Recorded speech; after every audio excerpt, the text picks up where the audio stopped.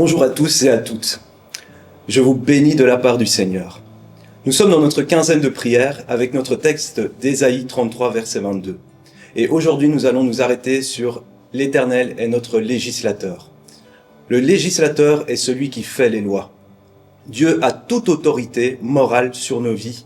C'est lui qui définit toutes choses. Il définit les standards des hommes.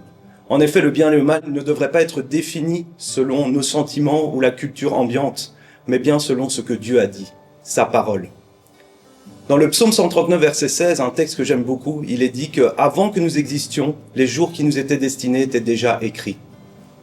Dans Éphésiens 2,10, il est dit qu'il a préparé des œuvres d'avance pour que nous les pratiquions. Jésus dira, ce n'est pas vous qui m'avez choisi, c'est moi qui vous ai choisi. Il nous a même élus avant la fondation du monde. Jésus est celui qui nous garde et qui nous protège. Il veille sur nous, il est souverain. Mais cette souveraineté n'est pas toujours bien comprise et parfois ça peut être difficile à saisir. En effet, dans notre culture démocratique où nous avons l'occasion de donner notre avis, nous pouvons nous remettre en question l'autorité. Comment accepter une autorité extérieure? Ça va à l'encontre de notre culture. Et pourtant, cela devrait nous rassurer, nous apaiser, nous réconforter. Car tout est écrit, nous n'avons rien à improviser, nous n'avons rien à créer. La souveraineté de Dieu sur les anges et sur les démons. Dans Job chapitre 1 et chapitre 2, on voit que Satan vient au milieu des anges, devant la présence de Dieu, afin de pouvoir demander à Dieu de pouvoir s'occuper de son serviteur Job. Là encore, Dieu va lui accorder de le faire, mais en lui donnant des limites. Tu ne porteras pas la main sur lui et tu épargneras sa vie. Donc Dieu lui met des limites et Satan va devoir les respecter. Ce n'est pas évident à comprendre, mais cela devrait aussi nous rassurer. Ensuite, sur la terre des hommes, nous voyons que même le méchant était fait dans un but.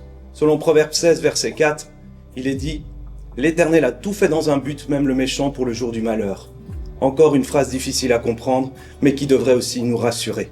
Alors en tant que chrétien, quelle est la différence? La vie éternelle.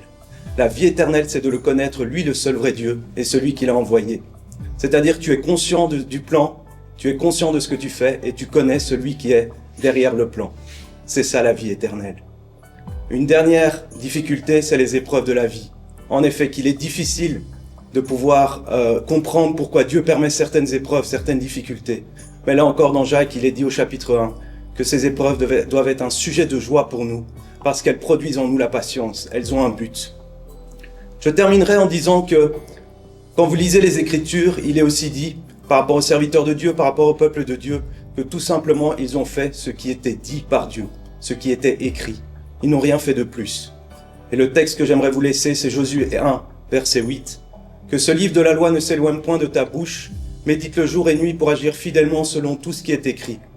Car c'est là que tu trouveras le succès dans tes entreprises. Pourquoi? Parce que tu suis ce qui est écrit, par le législateur. Ce n'est pas pour rien qu'il est écrit 365 fois, ne crains rien, un pour chaque jour. Car chaque jour est écrit. Fais-lui confiance, et si tu ne sais pas quel est le plan, demande-lui. Il est dit qu'il te donnera la sagesse sans reproche. Un dernier texte que j'aimerais vous dire, c'est « Il est écrit aussi, réveille-toi toi qui dors, réveille-toi d'entre les morts, et Christ t'éclairera. » Soyez abondamment bénis, tout est écrit par le législateur et le souverain de nos vies.